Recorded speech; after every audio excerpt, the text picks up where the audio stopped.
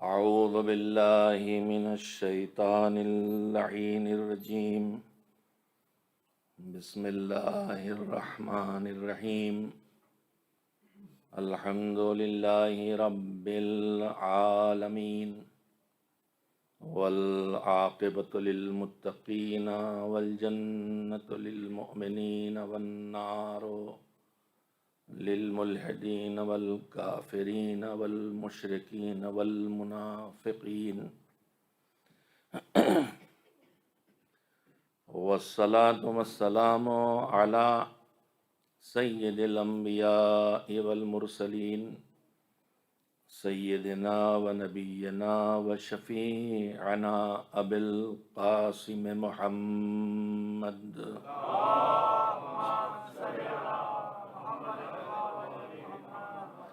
وآلہ الطیبین الطاہرین المعصومین المظلومین واللعنۃ الدائمۃ الباقیۃ علی اعدائہم اجمعین من الآن الی یوم الدین اما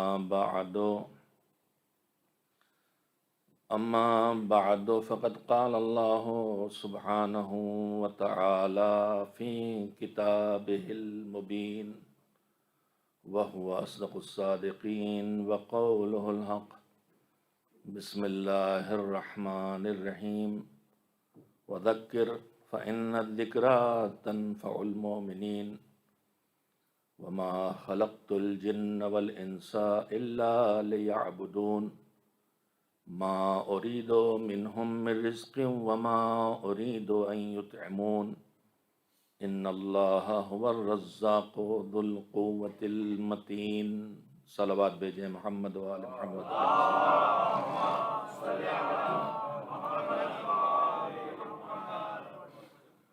ماہ محرم الحرام خاتمے پر ہے۔ مصائب اور آلام کا خاتمہ نہیں ہے۔ ابھی تاریخ گزری ہے ہمارے چوتھے امام حضرت زین العابدین علیہ السلام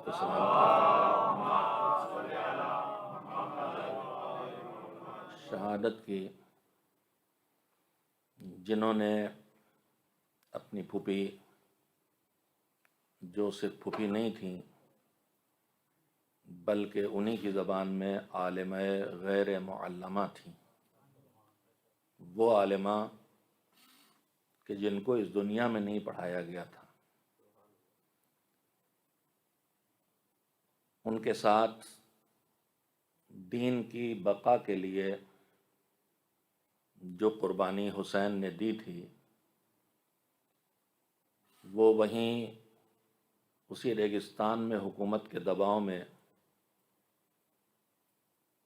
اس کا ذکر دفن کر دیا جاتا، مگر اسے زینب و سجاد نے مل کے وہ دوام اور وہ بقا دی ہے کہ اب ساری ظالم طاقتیں لگی رہیں مگر یہ تذکرہ بڑھتا ہی جاتا ہے۔ تھوڑے سے وقت میں آپ حضرات کی خدمت میں یہ عرض کرنے کے لیے حاضر ہوا کہ ہم خوش نصیب ہیں۔ خوش نصیبی کی کوئی حد نہیں ہے ہماری۔ کفر سے اسلام تک آئے، اسلام سے ایمان تک آئے، ایمان کی منزلوں میں بھی اس نبی اور اس رسول اور اس پیغمبر کی امت میں شامل ہوئے جو آخری رسول ہے۔ اللہ نے ہدایت کا جو نظام بنایا ہے اس کے 3 حصے ہیں۔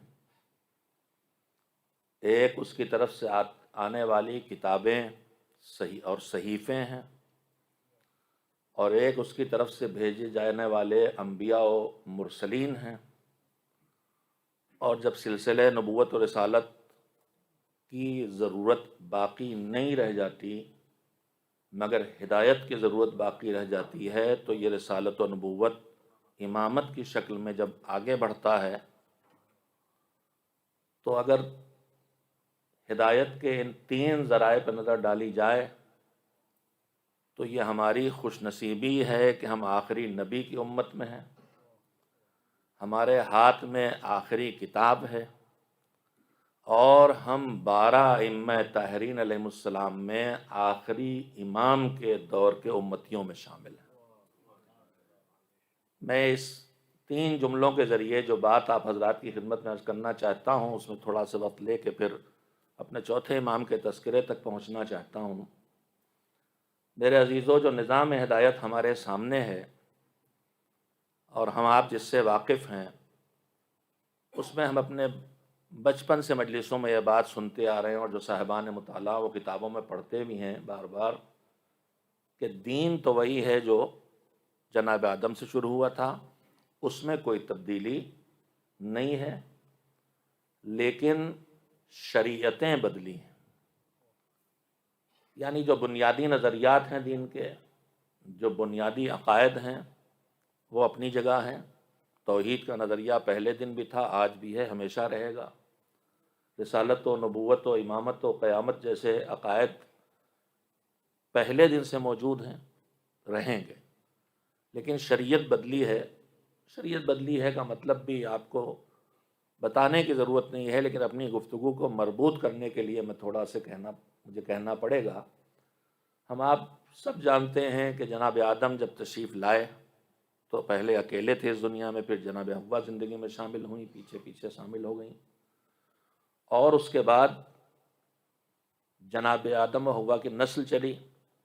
جناب آدم خود نبی بن کے آئے، ان کے بعد ان کی نسل میں جناب شیس اور نبی گزرتے رہے، لیکن بچپن سے ہم نے پڑھا ہے کہ نبی 1,24,000 ہیں، رسول 313 ہیں، اور بڑے رسول 5 ہیں۔ اور بڑے رسول کون ہیں؟ جنہیں اولو العزم کہا گیا ہے، وہ ہیں جو صاحبان شریعت تھے، یعنی جو زندگی بسر کرنے کا مکمل الہی نظام لے کے آئے تھے۔ جناب آدم سے جناب نوح تک انسان تھوڑا تھوڑا آگے بڑھا، ایک کنبہ ہے، ایک گھر ہے، پھر ایک گھر سے خاندان بنا، پھر خاندان سے خاندان بڑھتے بڑھتے بڑھتے بڑھتے بہت چھوٹی سی زندگی، بہت سادہ سی زندگی، بہت کم زندگی کے مسائل، لہذا ان مسائل کا جواب بھی اللہ کی طرف سے کسی بہت بڑی تفصیل کے ساتھ نہ پیش کرنے کی ضرورت ہے، نہ یہ اس کے متحمل ہیں۔ ابھی انسانیت دھیرے دھیرے آگے بڑھ رہی ہے۔ جناب نوح کے آتے آتے اب انسانیت اتنا پھیل گئی ہے کہ اس کے لیے ایک جامع نظام کی ضرورت ہے، لہذا پہلی شریعت آئی، اور اس کے ساتھ صحیفے آئے۔ قرآن مجید میں کتابوں کے نام گنائے گئے ہیں، اور انہی بنیاد پر 4 کتابیں آسمانی ہم آپ اس کے عقیدہ رکھتے ہیں، لیکن اس کے بعد صحیفے کتنے آئے ہیں ان کی تعداد ہمیں معلوم نہیں ہے۔ صحیفے بھی آتے رہے اور نبی و انبیاء و مرسلین بھی آتے رہے۔ جناب نوح پہلی شریعت لے کے آئے، ان کی شریعت یعنی وہ جو نظام زندگی لے کے آئے ہیں، وہ جتنے انسانوں کے لیے آیا ہے ان کے پیش نظر اس کو ڈیزائن کیا گیا ہے، تیار کیا گیا ہے۔ اب دھیرے دھیرے پھر انسانیت پھیلی، پھر نئے زندگی کے مسائل کھڑے ہوئے، پھر نئی چیزیں سامنے آئیں، انسان نے بہت چیزیں سیکھیں، علم آگے بڑھا، تجربے آگے بڑھے، تجربے اور علم کے نتیجے میں زندگی آگے بڑھی، زندگی آگے بڑھی تو مسائل آگے بڑھے۔ خود ابھی آپ کے اور ہمارے ہی سامنے جہاں ہم نے زندگی شروع کی اور جہاں ختم کی ہے، دیکھیے روز نئے مسائل پیدا ہوتے ہیں کہ نہیں حیات میں۔ اسٹیم سیلز ابھی کتنی پرانی بات ہے، اس سے پہلے کہیں کسی چیز کی خبر بھی نہیں تھی ہمیں اس معاملے میں، تو اس سے پیدا ہونے والے بے حساب مسائل ہیں۔ اس طرح سے نہ جانے کتنے مسائل ہیں۔ کتنے دن ہوئے ٹرانسپلانٹ کا سلسلہ شروع ہوا ہے، ایک دوسرے کو ہم اپنے جسم کے اعضاء کون کون سے دے سکتے ہیں، کون سے نہیں دے سکتے، خون ایک دوسرے کو منتقل کرنے کا مسئلہ ہی کون بہت پرانا ہے۔ تو یہ وہ ساری چیزیں ہیں جو زندگی بڑھتے کے ساتھ آگے آتی ہیں، سوال کھڑا ہوتا ہے اور اس کا جواب نظام الہی سے درکار ہوتا ہے۔ شریعت اس ضرورت کو پورا کر رہی ہے۔ جب جناب نوح کے بعد اب پھر شریعت لے کے آئے جناب ابراہیم، جناب ابراہیم کے بعد پھر میں بہت وقت نہیں لینا چاہتا اس گفتگو میں، جناب ابراہیم کے بعد جناب موسیٰ، پھر جناب عیسیٰ، اور پھر حضرت محمد مصطفیٰ صلی اللہ علیہ وآلہ وسلم۔ اسی طرح صحیفوں اور کتابوں کا سلسلہ جو چلتا رہا، جو ہمارے سامنے تاریخ ہے اور ترتیب پیش نظر ہے، توریت آئی، پھر زبور آئی، پھر انجیل آئی، پھر قرآن مجید آیا۔ تو آپ یہ بات اچھی طرح محسوس کر چکے ہیں اتنی میری گزارش سے کہ ایک شریعت کے بعد دوسری شریعت کے آنے کا مطلب یہ ہے کہ اب دوسری شریعت میں وہ کچھ آئے گا جو پچھلی شریعت میں نہیں تھا۔ وہ سوال ہی نہیں پیدا ہوئے تھے، وہ مسائل نہیں کھڑے ہوئے تھے، وہ ضروریات زندگی نہیں پیدا ہوئے تھے تو ان کا جواب نہیں دیا گیا تھا۔ اب جب مسائل کھڑے ہوئے، جب نئی چیزیں آئیں تو ان کا جواب آئے گا۔ تو اگلی شریعت پچھلی شریعت کے بعد آتی کیوں ہے؟ اگر وہی سب آنا ہے جو پچھلی شریعت میں ہے تو آنے کی ضرورت نہیں الگ سے۔ آنے کا مطلب ہی یہ ہے کہ کچھ زیادہ لے کے آئی ہے۔ پچھلی کتاب کے بعد اگلی کتاب آتی کیوں ہے؟ اگر اس اگلی کتاب میں وہی ہے جو پچھلی کتاب میں تھا تو پھر اس کے آنے کی ضرورت کیا ہے؟ وہی کتاب باقی رہتی تو کتاب کے بعد کتاب، شریعت کے بعد شریعت کے آنے کا مطلب یہ ہے کہ پچھلی شریعت میں جو کچھ آیا تھا اگلی میں اس سے کچھ زیادہ آیا ہے۔ پھر جو منسوخ ہوئی، پھر نئی شریعت آئی تو پھر پچھلی شریعت میں جو کچھ آیا تھا اس سے سب سے زیادہ آیا ہے۔ تو میں جلدی سے اپنی بات کا پہلا حصہ آپ کی خدمت میں کہہ لوں کہ جناب ابراہیم کی شریعت جب آئی تو جناب ابراہیم کی امت کو شریعت میں وہ بھی ملا جو نوح لائے تھے، اور وہ بھی ملا جو نوح نہیں لائے تھے، ابراہیم لائے تھے۔ لیکن جناب نوح کی شریعت کے پاس بس وہ تھا جو جناب نوح لائے تھے۔ اب جناب موسیٰ کی شریعت آئی ہے تو جناب موسیٰ کی شریعت آئی تو ان کی امت کو وہ بھی ملا ہے جو نوح لائے تھے، وہ بھی ملا ہے جو ابراہیم لائے تھے، اور وہ بھی ملا ہے جو ابراہیم اور نوح نہیں لائے تھے، حضرت موسیٰ لائے ہیں۔ تو جناب موسیٰ کی شریعت والے کے پاس کیا کیا ہے؟ وہ بھی ہے جو موسیٰ لائے، وہ بھی ہے جو ابراہیم لائے، وہ بھی ہے جو جناب نوح لائے۔ آپ متوجہ ہو گئے ہیں؟ تو میں عرض کروں آخری شریعت آئی، اور آخری شریعت آنے کے بعد اب اگلی شریعت کے آنے کا سلسلہ بھی ختم ہو گیا، اس لیے کہ جب پیغمبر خدا حضرت محمد مصطفیٰ صلی اللہ علیہ وآلہ وسلم نے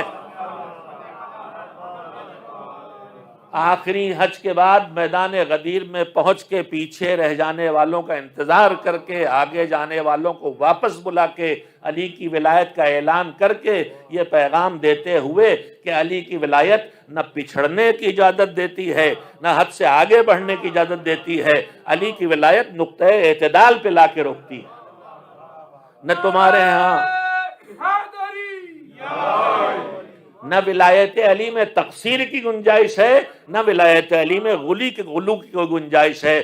ولایت علی کا تقاضا ہوگا جس عادل پروردگار کا بنایا ہوا معصوم ہادی ہے وہ بھی نقطۂ اعتدال پہ کھڑا ہوگا، نہ افراد کا شکار نہ تفرید کا شکار۔ ہاتھوں پہ اٹھا کے مولا علی کی ولایت کا اعلان کیا، آواز آ گئی ادھر سے، سند آ گئی، سرٹیفکیٹ آ گیا، الیوم اکملت لکم دینکم، دین پورا ہو گیا۔ یعنی جناب نوح کے دور سے پیغمبر خاتم کے دور تک ہر نبی کے بعد نبی، رسول کے بعد رسول، شریعت کے بعد شریعت آ کے بتا رہی ابھی رہ گیا ہے، ابھی رہ گیا ہے، ابھی رہ گیا ہے۔ تو موسیٰ کی شریعت والوں کے پاس جو ہے اس سے زیادہ عیسیٰ والوں کے پاس ہے، عیسیٰ والوں کے پاس جو ہے اس سے زیادہ پیغمبر خدا والوں کے پاس ہے۔ اب اس سے زیادہ آنا نہیں ہے، لہذا ہم وہ خوش نصیب امت ہیں جس کے پاس وہ پورا پیغام ہدایت آ چکا ہے جو انسان کی زندگی کی ضرورت قیامت تک ہونے والا۔ یہ ایک پہلو۔ اس کے بعد ایک صلوات مل جل کے بھیجیں محمد و آل محمد علیہ وسلم۔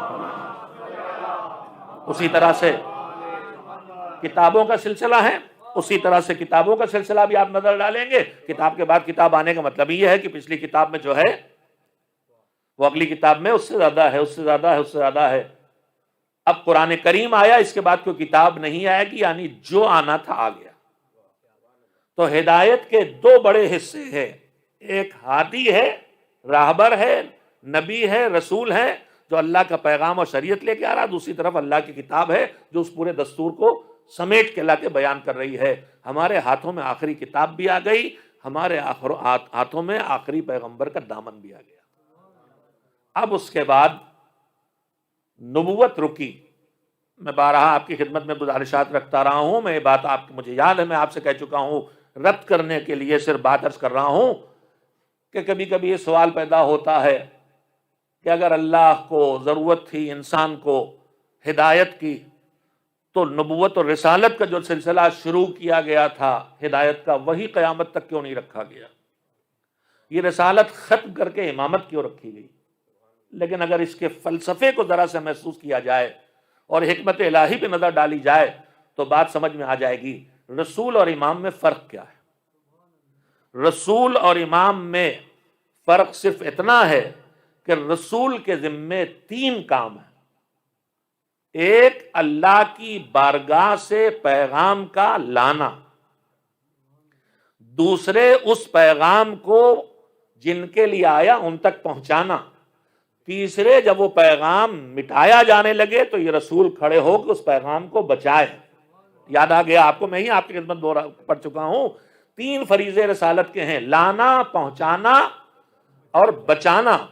جب غدیر کے میدان میں اعلان ولایت کے بعد تکمیل کی سند مل گئی تو اب ادھر سے لانے کو کچھ بچا؟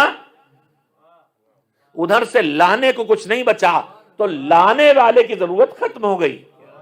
جب لانے والے کی ضرورت ختم ہو گئی تو رسالت ختم کر دی گئی۔ اب 2 ہی کام بچے ہیں، پھیلاتے رہو، پہنچاتے رہو، پھیلاتے رہو، بتاتے رہو، بچاتے رہو، بتاتے رہو، بچاتے رہو۔ رسالت کی ضرورت نہیں رہی لانے کی، اب ضرورتیں بس 2 رہ گئی ہیں، پھیلانا اور بچانا۔ لہذا اللہ نے ہدایت کو امامت کا رنگ دے دیا، پھیلانے کا کام اور بچانے کا کام کرنا ہے۔ اب ایک اور کرم پروردگار، ایک صلوات بھیجے محمد و آل محمد۔ آخری کتاب ہمارے ہاتھوں میں، آخری پیغمبر کا دامن اور ان کی شریعت ہمارے ہاتھوں میں۔ اب اس کے بعد سلسلہ امامت شروع ہوا۔ جو سلسلہ امامت شروع ہوا اس کا کام کیا ہے؟ دین کو جس دور میں وہ تشریف لائے ہیں اس دور میں دین کو ان لوگوں تک پہنچانا اور اس وقت کے حملوں سے ان کو دین کو بچانا، یہ امامت کی ذمہ داری۔ اور امامت شہید باقر الصدر علیہ الرحمہ کے الفاظ میں، امامت دراصل رسالت کے پھیلاؤ کا نام ہے۔ رہبر انقلاب اسلامی نے پوری کتاب اس نظریے کے تحت لکھی ہے۔ ہم آپ جیسے قرآن مجید کو مطالعہ کرنے کے 2 طریقے ہوتے ہیں، اس کی آیت آیت پڑھنا، اس کو سمجھنا، اس کے سوروں کو پڑھنا، اس کو سمجھنا۔ لیکن یہ کتاب ایسی نہیں ہے صرف کہ اس میں سورے الگ الگ لکھے ہیں تو ان میں ربط نہیں ہے، یہ ان کا اپنا اپنا وجود بھی ہے۔ اور بسم اللہ کی بے سے لے کے ناس کی سین تک یہ کتاب مسلسل ایک ہی کتاب ہے، کتاب ہدایت۔ اس کا ہدف ہدایت کرنا ہے، اور یہ سورے بدلیں، آیتیں بدلیں، محل نزول بدلے، موقع نزول بدلے، کچھ بھی بدلے، مگر اس کا ایک ہدف نہیں بدلتا کہ آئی ہدایت کے لیے۔ تو ایک طریقہ اس کے پڑھنے اور سمجھنے کا یہ ہے کہ اس کی آیت کو الگ الگ اور سوروں کو الگ الگ سمجھا جاتا ہے، لیکن جب سوروں کو اور آیتوں کو الگ الگ سمجھنے کی مہارت کسی میں پیدا ہو جاتی ہے تب پہلی بسم اللہ کی بے سے سورہ ناس کی سین کے اختتام تک وہ ایک دوسرے سے مربوط کر کے کتاب کو سمجھنے کی صلاحیت پہ آ جاتا ہے کہ کتاب پوری ایک ہدف سے ہے، اور وہ ہدف ہے ہدایت۔ معصومین علیہ السلام کی سیرت کے سمجھنے اور ان کی معرفت حاصل کرنے اور اس کو پڑھنے کے بھی 2 طریقے ہیں۔ ایک جیسے آیت سورہ پر کر کے پڑھا جاتا، الگ الگ سمجھا جاتا ہے، ویسے ہی ہر معصوم کی زندگی کو الگ الگ سمجھا جائے اور پڑھا جائے. لیکن جب معصومین کی زندگی کو الگ الگ پڑھنے اور سمجھنے کی صلاحیت آدمی پیدا کر لے تب اس کے بعد اس منزل پر آتا ہے کہ پوری 250 سال پر پھیلی ہوئی ان معصومین کی زندگی کو اس طرح دیکھ سکتا ہے کہ جیسے ایک ہی وجود ہے، ایک ہی شخصیت ہے جو مختلف حالات زمانہ سے، مختلف ادوار سے گزرتا رہا ہے، اور جیسے جیسے حالات بدلتے گئے ہیں اس انسان یا اس وجود یا اس شخصیت کے فیصلے اسی اعتبار سے اور اقدامات اسی اعتبار سے تبدیل ہوتے رہے.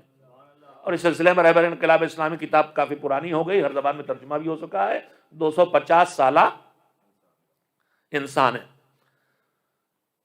تو معصومین کی فہرست میں پروردگار کا دوسرا کرم یہ ہے کہ اللہ نے کہا تھا دین سیکھنا ہے تو پیغمبر خدا حضرت محمد مصطفیٰ صلی اللہ علیہ وآلہ وسلم کو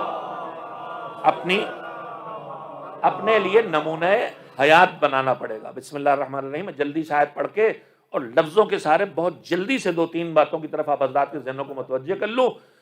پیغمبر کے سلسلے میں صلی اللہ علیہ وسلم اللہ کا ارشاد ہے، بسم اللہ الرحمن الرحیم، لقد کان لکم فی رسول اللہ اسوۃ حسنۃ لمن کان یرجو اللہ والیوم الآخر وذکر اللہ کثیرا.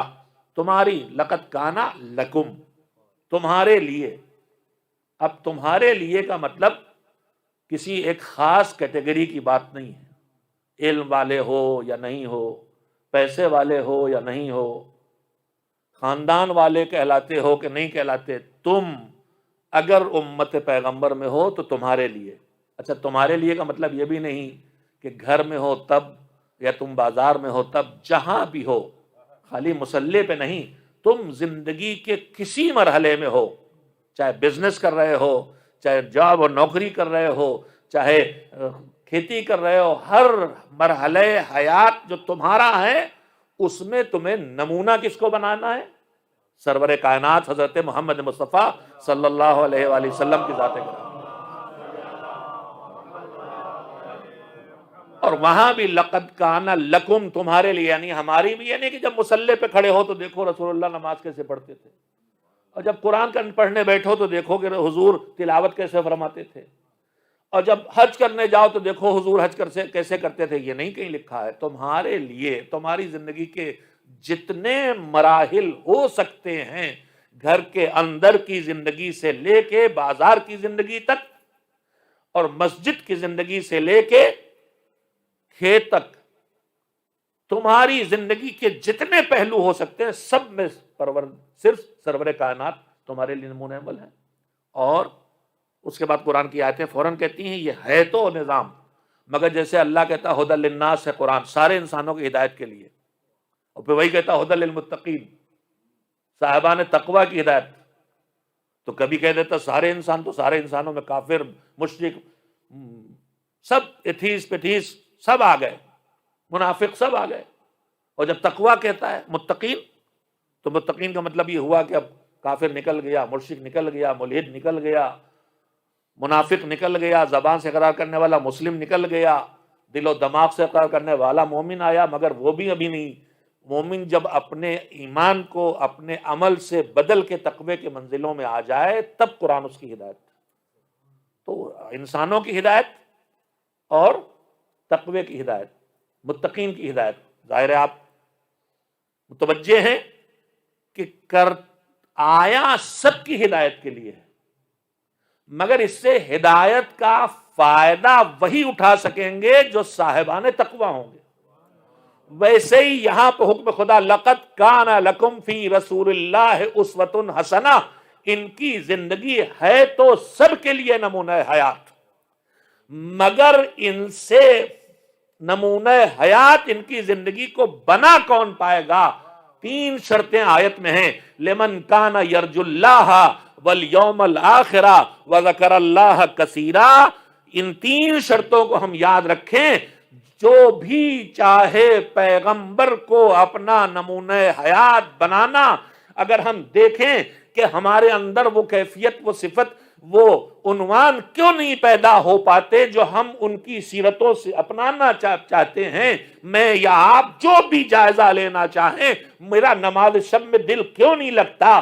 میرا مسجد میں مصلی پہ کھڑے ہوتا ہوں تو دماغ ادھر ادھر کیوں بھاگ جاتا ہے؟ میرے جیب سے پیسہ آسانی سے کیوں نہیں نکلتا؟ جبکہ ہمارے لیے سیرت ان کی نمونہ عمل ہے جو ان چیزوں میں سب سے آگے تھی عبودیت کی منزل میں. تو ہمیں جائزہ لینا پڑے گا ان کی سیرت و حیات کو نمونہ عمل بنانے کے لیے جو 3 قرآنی شرطیں ہیں وہ ہم پوری کر رہے ہیں کہ نہیں. بنانا تمہیں سب کو ہے، مگر نمونہ حیات بنا وہی پائیں گے لمن کانا یرجو اللہ، جو اللہ سے امید رکھتے ہوں، والیوم الآخرہ، اور جو قیامت کے دن کا بھی انتظار کر رہے ہوں اور اس سے بھی امید رکھتے ہوں. 2 شرطیں، اللہ سے امید رکھنا اور قیامت سے امید رکھنا، اور تیسری شرط، اور تیسرا کون؟ جو اللہ کو یاد کرے نہیں، یاد کرتا رہتا ہو. وذکر اللہ کثیرا، جو اللہ کو بہت یاد کرے، خالی مصلی پہ کھڑے ہو کے نہیں، قدم قدم پہ اللہ کو یاد رکھے، وہی سیرت محمدیہ کو اپنے لیے نمونہ عمل بنا سکتا ہے. میں جلدی سے بات کو ختم کرنا چاہتا لیکن بات پھر بھی پھیلتی چلی جا رہی ہے. ایک صلوات بھیج دے محمد والے محمد علیہ السلام. میں جلدی سے بات عرض کر دوں. 63 سال کی حیات میں پیغمبر صلی اللہ علیہ وآلہ وسلم کی، 40 سال سکوت کے، 13 سال مکے کے جہاں عملی احکام آئے نہیں. اب بچے 10 برس، اس میں پورا دین، پوری شریعت، پورا مذہب آیا ہے. نماز کے وجوب سے لے کے سود کے اور شراب کے حرام ہونے تک جتنی شریعت آئی ہے، جتنے اخلاقیات آئے ہیں، دور مدینہ میں آئے ہیں. مکے کے دور میں عقائد کا بیان ہے. عقائد کا تعلق ذہن سے ہے، عمل سے نہیں ہے، لہذا عمل نہیں ہے تو نمونہ عمل کا بھی کام نہیں. لیکن جب عملی زندگی شروع ہوگی، جب اخلاقیات شروع ہوں گے، تو پھر ضرورت پڑے گی کر کے دکھایا جائے. تو وہاں ضرورت پڑے گی تو اللہ نے کہا یہ نمونہ ہم نے بہترین اپنی عبدیت کا اور عبودیت کا پیش کر دیا. محمد مصطفیٰ صلی اللہ علیہ وآلہ وسلم تمہارے سامنے موجود ہیں. مگر میرے عزیزوں، کتنی مدت کے لیے؟ 63 برس کی زندگی میں 40 سال خاموشی کے، 13 برس مکے کے، بیان عقائد و توحید و شرک کی برائیاں اور قیامت اور اس کے مخالفت کے حشر، وہ سارے بیان ہوئے. اب بچے صرف 10 سال مدینہ منورہ کے، جہاں ہر عملی حکم بھی آیا اور ہر اخلاقی حکم بھی آیا. ان 10 برسوں میں پیغمبر کو 70 سے زیادہ جنگیں لڑنا پڑی، اور مشغولیات اس کے علاوہ بھی متعدد ہیں. حکومت بھی چلانا، غریبوں کی مدد، نہ جانے کتنے مشغولیات و مصروفیات ہیں. اور پھر جتنی امت اسلام لے آئی ہے وہ ہر وقت پیغمبر کے ساتھ تھوڑی بیٹھی ہے. کبھی کوئی آتا ہے، کبھی کوئی ملتا ہے، کبھی کوئی دیکھتا ہے، کبھی کوئی دیکھتا ہے. تو نتیجہ کیا ہے کہ 10 برس میں سیکھنے کا کتنا موقع ملے گا، کتنے لوگ سیکھ لیں گے، اور اگر سیکھ بھی لیں گے تو کتنا سیکھ لیں گے، کتنا پختہ ہو جائیں گے. یہ بھی پروردگار کا عظیم ترین احسان ہے کہ ہم کو در اہل بیت تک پہنچا دیا. اگر صرف در نبوت پر رکے ہوتے تو 10 برس کے بعد اندھیرا چھایا ہوتا. مگر اللہ نے اس وجود کو 250 سال پہ پھیلا کے سن 260 ہجری تک مسلسل زمانے میں ایک محمد کو سامنے رکھا. حالات زمانہ بدلتے رہیں گے، مسائل حیات بدلتے رہیں گے، ان کی روشنی میں محمد تمہارے سامنے رہے گا جو تمہیں اس وقت الہی فیصلہ کیا ہے اس سے واقف کرتا رہے گا. اب امامت کی ضرورت اس لیے پڑی، 12 نسلوں میں پھیلی ہوئی امامت. میں پھر جلدی سے تیسرے احسان کا تذکرہ کرتے ہوئے اپنی بات کو وہاں تک لے آؤں جہاں کے لیے اتنی زحمتیں آپ کو دی ہیں. ہم آخری نبی کے پیروکار، امت میں آخری کتاب ہمارے ہاتھوں میں. اب جو مولا علی کا دور آیا تو علی کا کام اسی اسلام کو سمجھانا، اسی اسلام کو پہنچانا، اسی اسلام پہ لوگوں کو لگانا ہے. مگر زندگی کی ضرورت وہیں تک تو آئے گی جہاں تک اس وقت زندگی وہاں پہنچی ہے. میں شاید ابھی اپنی بات واضح نہیں کر سکا. ہم آپ ایک ہی زندگی ہماری ہے، 50 سال، 60 سال، 70 سال، 30 سال، 40 سال، جتنے جوان نوجوان بزرگ سب تشریف فرما ہیں، ہماری زندگیاں گزری ہیں. ہماری سب کی زندگی ہمیشہ ایک حالت میں نہیں گزرتی. ہم نے ممکن آنکھیں کھولی ہوں تو انتہائی غربت کے دور میں، ممکن کیا ہے، میں تو کم سے کم ہوں ہی. ہم نے آنکھیں کھولی تو غربت کا دور تھا. آج الحمدللہ دور غربت اس طرح کم سے کم باقی نہیں رہ گیا ہے. آج نعمتیں فراوانی کے ساتھ موجود ہیں. ہمارے آغاز حیات میں ہی کم علمی کا دور تھا, آج علم کا دور ہے. تو اس چھوٹی سی زندگی میں حالات اتنے بدلتے ہیں. اور اسی میں ہم نے یہ بھی دیکھا کہ کبھی وہ حکومتیں آ رہی ہیں جو ہمیں ذرا سے سہولتیں ذرا سے نظر انداز کر رہی ہیں کہ ہم آسانی زندگی جی لیں, اور کبھی وہ حکومتیں آ رہی ہیں جو ہمارا جینا دوبھر کیے ہوئے ہیں. تو ایک چھوٹی سی زندگی میں آدمی کو کتنے حالات سے گزرنا پڑتا ہے. اب اگر اللہ کا تابع اور فرما بردار بندہ اور اطاعت گزار بندہ ہے تو دیکھے گا کہ دور غربت میں ہے تو نمونہ اسلامی کیا کہہ رہا ہے, دور جہالت ہے تو نمونہ اسلامی کیا کہہ رہا ہے, اگر دور علم ہے تو اب یہاں پر قانون الہی کیا کہہ رہا ہے, تو نمونہ حیات کی ضرورت پڑے گی. مولا علی کی 63 سالہ زندگی میں وفات پیغمبر کے بعد جو آپ کی امامت کا دور ہے, اس دور میں جو مسائل حیات پیدا ہوئے وہ آپ کے سامنے ہیں. جب لوگ ساتھ چھوڑیں تو کیا کیا جاتا ہے, جب ساتھ آ جائیں تو کیا کیا جاتا ہے, جب حکومت حق چھین لیا جائے تو کیا کیا جاتا ہے, اور جب حق ناسمجھی کے ساتھ صحیح واپس کیا جائے تو کیا کیا جاتا ہے. یہ نمونے سامنے آ گئے. اب مگر یہ دور غربت ہے. علی امیر المومنین ہیں, حاکم وقت ہیں, مگر سوکھی ہوئی جو کی روٹی عید کے دن کھاتے دیکھ کے کوئی پوچھنے والا پوچھ لیتا مولا آج عید کے دن آپ یہ روٹی کھا رہے ہیں, تو امام فوراً جواب دیتے ہیں کہ اگر میری اس مملکت میں کوئی ایسا ہوتا جس تک یہ روٹی نہ پہنچ رہی ہوتی تو تم علی کو یہ روٹی کھاتے بھی نہ دیکھتے.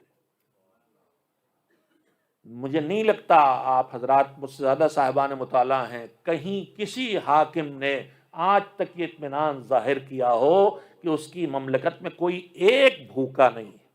یہ صرف دور عدالت علوی ہے کہ جہاں حاکم وقت مطمئن ہے کہ میرے یہ مملکت کے اندر کوئی ایک بھوکا نہیں ہے, کم سے کم اسے سوکھی روٹی نصیب ہے. یہ دور غربت کا نمونہ تھا. لیکن اب یہ دور غربت آگے بڑھا, دور امارت آ گیا. اب چھٹے امام حضرت جعفر صادق علیہ السلام کا دور ہے. اب یہاں سیرت بدل رہی ہے, یہاں نمونہ دوسرا ہے. دنیا کے سامنے وہ کپڑے ہیں جن کو دیکھ کے جو مقابلے میں ڈمی لا کے کھڑی کی گئی ہے. بنی امیہ اور بنی عباس نے ان کی روحانیت اور معنویت کا جو کی کشش تھی, اس کشش سے اپنی محرومی کو دیکھ کے کہ لاکھ ان کی طرف جانے سے روکتے ہیں مگر دل انہی کی طرف کھنچتے ہیں. شرابی, کبابی, قاتل, ظالم کی طرف کون کھنچ کے آئے گا. انہوں نے معصومین کے مقابلے میں ایسے لوگ کھڑے کیے تھے جو ظاہری طور پر زیادہ زاہدانہ زندگی بسر کرتے تھے. اب ان ناموں کو نہیں لوں گا میں, آپ ان حضرات سے واقف ہیں. انہی میں سے وہ بھی ہیں کہ جو چھٹے امام کے سامنے آ کھڑے ہوئے اور فوراً معترض ہوئے, آپ فرزند رسول ہیں اور یہ اتنے اچھے کپڑے پہنے ہیں. معلوم ہے آپ واقعہ سنتے ہیں, امام نے فرمایا تم جیسوں کے لیے پہنے. اور اس کے بعد اپنا وہ ریشمی کپڑا نہیں, نرم اچھا کپڑا کوالٹی کا ہٹایا اور دیکھا یہ دیکھو یہ میں اپنے خدا کے لیے پہنے ہوں اندر کھردرا. اور کہا تو ہٹا, تو باہر ٹاٹ ہے اور اندر ریشم ہے. تو اب مولا علی کا دور اور امام صادق علیہ السلام کا دور بدلا ہے, تو نمونہ ہر وقت موجود ہے. بس پوری حالات پہ آپ نظر ڈال لیں. کبھی وہ وقت آئے گا کہ عمر کا بڑا حصہ قید خانوں میں گزرے تو کیا کرنا ہے. کبھی وہ وقت آئے گا کہ ظالم مجبور ہو کے خود ولی عہد بنانے پہ آ جائے تو کیا کرنا ہے. کبھی وہ وقت آئے گا کہ تھوڑی سی گنجائش نکلے تو ہزاروں قلم کاغذ لے کے ممبر کے سامنے بیٹھنے کے لوگ پیدا ہو جائیں تو کیا کرنا ہے. اور کبھی وہ وقت آئے کہ جب گھر میں خانہ قید کر دیا جائے اور کسی سے ملنے بھی پابندی لگا دی جائے تو اس وقت دین کے پیغام کو پہنچانا اور وکالت کے نظام کو بنانا, اس وقت کیا کرنا ہے. یعنی ہر دور حیات کے لیے جو اتار چڑھاؤ زندگی میں آتا ہے معصوم نمونہ موجود ہے. میں بات کو ختم کر رہا ہوں. جو دور مولائے کائنات میں چلا گیا اس نے اسلام کی تشریح میں وہ منظر دیکھا جو دور علی میں آیا, مگر تشریح اسلام کا وہ منظر نہ دیکھ سکا جو دور حسنی میں آیا. جو دور حسنی میں گزرا اس نے دور حسنی اولاوی کے وہ اسلامی تشریح کے مناظر پا لیے، مگر جو آگے دور حسینی سے لے کے آگے مناظر آنے والے ہیں ان سے واقف نہ رہ جائے گا، ان روشنیوں تک نہ پہنچ سکے گا۔ مگر جو ہم آپ آخری امام کے دور میں ہیں تو ہمارے سامنے 12 کے 12 سورج ایک ساتھ چمک رہے ہیں، زندگی کے ہر پہلو پہ اتنی روشنی پڑی ہوئی ہے کہ اب ہمارے اندھیرے میں رہ جانے کی کوئی گنجائش باقی نہیں چھوڑی پروردگار۔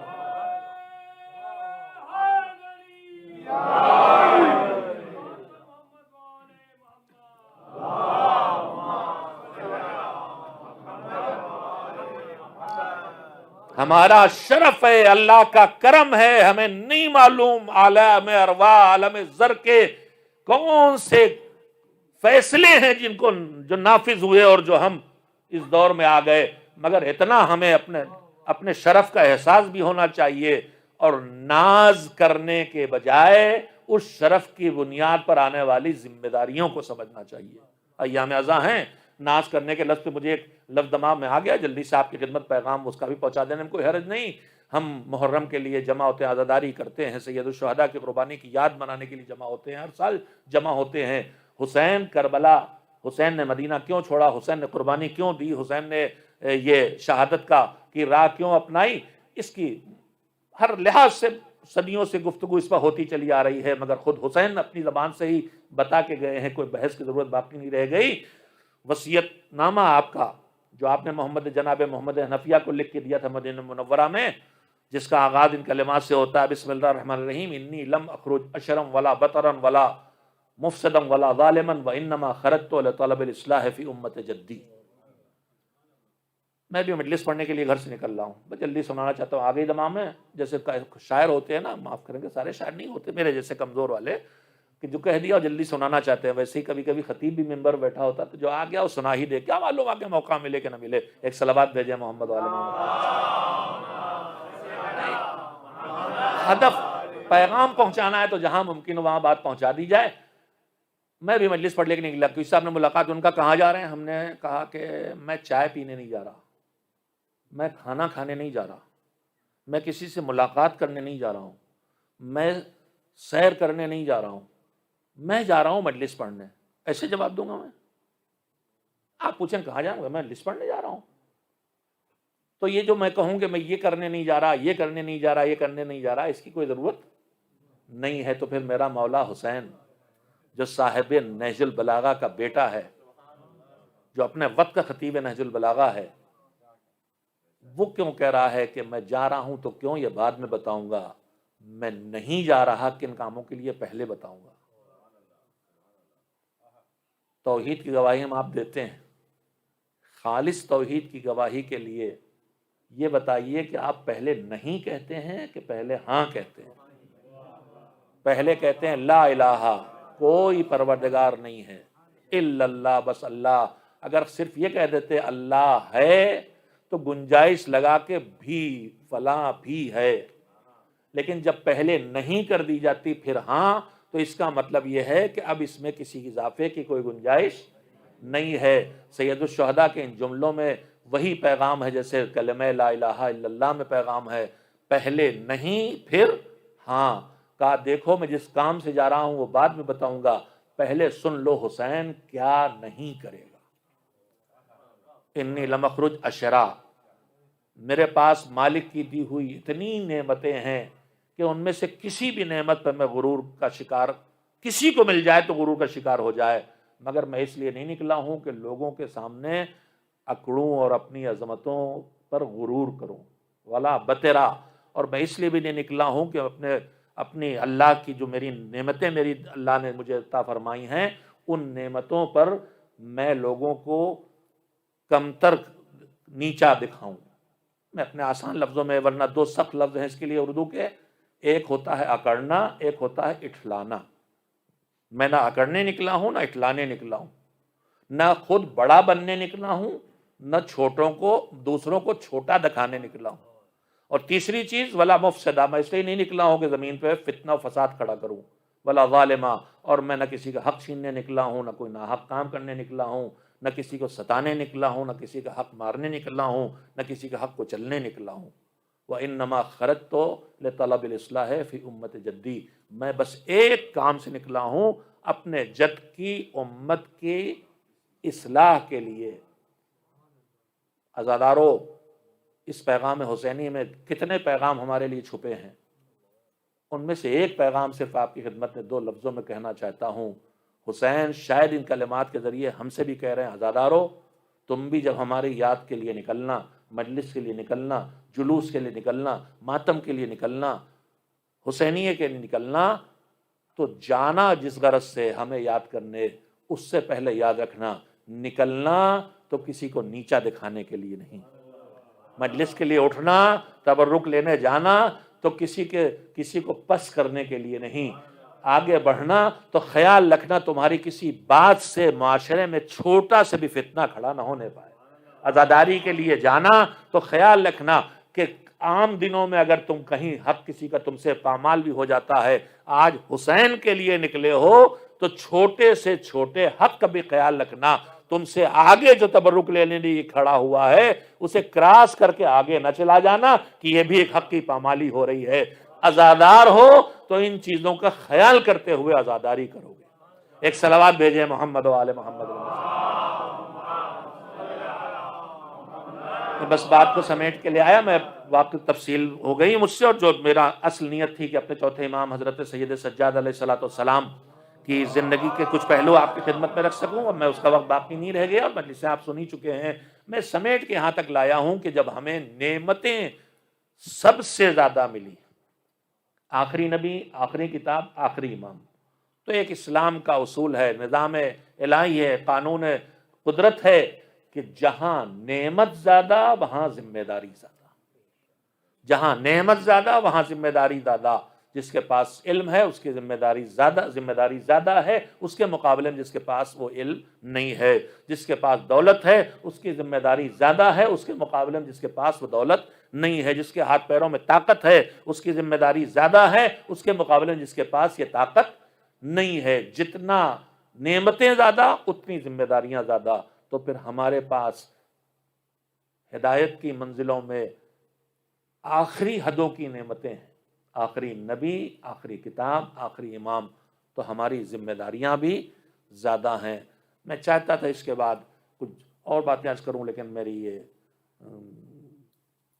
مجبوری سی بن گئی کہ میری گفتگو اتنی پھیل گئی، لہذا میں یہیں سمیٹ کے صرف یہ عرض کرنا چاہتا ہوں کہ اور کوئی عذر کر لے، اور کسی امام کے دور کا کوئی آدمی کل بارگاہ خدا میں حساب کے لیے کھڑا ہو اور اس سے پوچھا جائے کہ ظالم کے دور میں تم نے یہ ضمیر فروشی کیوں کر دی، تو کہہ دے کہ مولا ہم اس امام کے دور میں گزرے تھے جب تک یہ صورتحال نہیں پیدا ہوئی تھی، مگر ہم آخری امام کے دور میں ہیں، لہذا ہم کوئی عذر نہیں کر سکتے کہ ہمارے سامنے کن حالات کا کون سا نمونہ موجود نہیں تھا۔ اس ذمہ داری کا احساس پیدا ہوگا تو اس کی ادائیگی کی ہماری کوششیں بھی جاری ہوں گی۔ جس طرح سے ہمارے بزرگوں نے ہم تک یہ دین و مذہب پہنچایا ہے، آج اس سے کئی گنا خطرات کے درمیان ہمیں اگلی نسلوں تک یہ دین و مذہب پہنچانا ہے۔ میں بس بات کو یہیں پہ ختم کرتا ہوں۔ جس کے پہنچانے کے لیے یہ عظیم ترین قربانیاں دی گئی تھیں، ہمارا چوتھا امام، جس کی پوری زندگی کا اگر سمیٹ کے بیان کیا جائے تو 2 جملوں میں سمٹ جاتی ہے۔ ایک طرف پیغام دین پہنچانے کا ذریعہ ہے مصلی پہ بیٹھ کے عبادت و دعا، اور دوسری طرف دین کی بقا کا انتظام کا ذریعہ ہے ذکر سید الشہداء۔ میرے عزیزو، سید سجاد علیہ السلام نے مصائب کے ان تمام مرحلوں سے گزرے ہیں جن مرحلوں سے شہداء گزرے، ان سے بھی گزرے ہیں، اور جن مرحلوں سے اسیران اہل حرم گزرے ان سے بھی گزرے ہیں۔ سارے مصائب ان کی نگاہوں کے سامنے ہیں۔ میں مسلسل اسی طرح سے اپنے مولا کی مصیبتوں کو یاد کر رہا ہوں مجالس میں، لیکن کربلا، پوری کربلا سامنے ہے سید سجاد کے، بابا کی پیاس بھی سامنے ہے، بابا کا زخمی ہونا بھی سامنے ہے، بھیا کے کلیجے پہ جو برچھی لگی ہے وہ بھی ہے، چچا کے بازو کٹے ہیں وہ بھی ہے، پھوپھیوں کے سروں پر چادریں چھنی ہیں، ساری کربلا سجاد کی نگاہوں کے سامنے ہے۔ وہ منظر بھی سامنے ہے کہ جب باپ کی لاش کو گھوڑوں سے پامال کیا جا رہا ہے، وہ منظر بھی سامنے دیکھا ہے اور گزری ہے اور سب گزری ہے۔ جب بے گور و کفن لاشے کو دیکھ کے اتنی مجبوری ہے کہ خود کو اونٹ سے گرا کے بابا کے جنازے تک نہیں پہنچا سکتے، ایک مٹھی خاک کیا ڈالیں گے۔ یہ ساری مظالم سید سجاد کے سامنے ہیں، لیکن حیات سید سجاد پہ نظر ڈالیے تو ان مصائب میں سے 3 مصیبتیں تھیں جن پر سید سجاد بہت بے چین ہوتے تھے۔ ایک، جب بھی کہیں موقع آیا تو بابا کی پیاس بے چین کرتی تھی۔ کھانا پانی سامنے رکھا گیا، دن بھر کے رودے کے بعد غلام اور کنیزات جوڑے کھڑے، آقا ایک لقمہ تناول فرما لے۔ کیسے کھاؤں، میرا بابا بھوکا مارا گیا۔ اچھا آقا ایک گھونٹ پانی پی لے۔ کیسے پیوں، میرا بابا 4 دن کا پیاسا مارا گیا۔ جو کمر اللہ اگر کہیں دکھائی دے گیا کوئی کسی جانور کو ذبح کرنے کے لیے لے جا رہا ہے، بے چین ہو کے کی سوال، بھائی کہاں لے کے جا رہا ذبح کرنے؟ یہ بتا، ذبح کرنے لے جا رہا ہے، یہ پیاسا تو نہیں ہے گا مولا؟ نہیں، ہم کبھی جانوروں کو پیاسا شہید نہیں کرتے۔ ہائے جانور تک پانی پلا کے ذبح کیا جائے، میرا بابا پیاسا شہید کیا گیا۔ ایک ہی مصیبت تھی زندگی بھر سید سجاد نہ بھولے، دوسری مصیبت کون سی ہے؟ اتنی مصیبتیں پڑی، میں پھر دہراؤں، بھیا کے کلیجے پر برچھی لگی، چچا کے بازو کٹے، سر پہ گرز لگا، باپ کی لاش پامال ہوئی، بے گور و کفن لاشیں چھوڑ کے آئے، مگر جب پوچھا جاتا تھا سب سے زیادہ مصیبت کہاں پڑی تو کربلا کے کسی منظر کو نہیں پیش کرتے تھے، آواز دیتے تھا شام شام شام۔ ارے شام کی گلیاں تھیں، شام کے آئینوں سے سجے بازار تھے، اور ہمیں ترک و دیلم کے قیدیوں کی طرح پھرایا جا رہا تھا۔ ہماری پھوپھیوں کے سروں پہ چادر نہ تھی، بے ردائی بے چین کیے تھی۔ تیسری مصیبت، 2 فقرے اور سن لیں، 2 آنسو نکل جائیں۔ حسین پر روئے سید سجاد، بابا کی تشنگی پہ روئے، پھوپھیوں کی بے ردائی پہ زندگی بھر روتے رہے۔ انہی کے درمیان اور کون سی مصیبت تھی جو سید سجاد کو بے چین کر گئی؟ منہال حج کرنے آئے، کوفے سے حج کر کے مدینے آئے، مولا کی زیارت کے لیے پہنچے، امام کی خدمت میں حاضر ہوئے۔ امام نے پوچھا منہال تم جب کوفے سے چلے تو کوفے میں حالات کیا تھے؟ کہ مولا مختار آ چکے تھے، اور مختار ایک ایک ظالم اور ایک ایک قاتل کو ڈھونڈ ڈھونڈ کے واصل جہنم کر رہے تھے۔ اس تذکرے کے بعد میرے امام نے نہ پوچھا یہ بتاؤ منہال شمر مارا گیا کہ نہیں، عمر سال مارا گیا کہ نہیں، ارے خولی مارا گیا کہ نہیں، کسی کو نہ یاد کیا میرے بھیا اکبر کے کلیجے پہ جس نے برچھی ماری تھی کیا ابھی تک زندہ ہے؟ کیا میرے چچا عباس کے بازو جس نے کاٹے نہیں، کسی کو یاد نہ کیا۔ ایک مرتبہ کہا منہال یہ بتاؤ کیا حرملہ ابھی تک زندہ ہے؟ ہائے 6 مہینے کے بھیا کے گلے پہ جو تیر لگا تھا وہ اتنا بے چین کیے تھا کہ تڑپ گئے، حرملہ زندہ ہے تو ہاتھ اٹھا دیے، مالک اسی دنیا میں اسے آتش و حرارت آتش کا سزا چکھا دے۔ یہی وہ غم تھے جو بے چین کر کے زندگی بھر اس کو رلاتے رہے۔ وَسَيَعْلَمُ الَّذِينَ ظَلَمُوا أَيَّ مُنقَلَبٍ يَنقَلِبُونَ أَلَا لَعْنَةُ اللَّهِ عَلَى الْقَوْمِ الظَّالِمِينَ اللہم تقبل منا انکا انت السمیع العلیم۔ ماتم حسین، ماتم شہداء کربلا، ماتم اسیران اہل حرم۔ یا حسین، یا حسین، یا حسین۔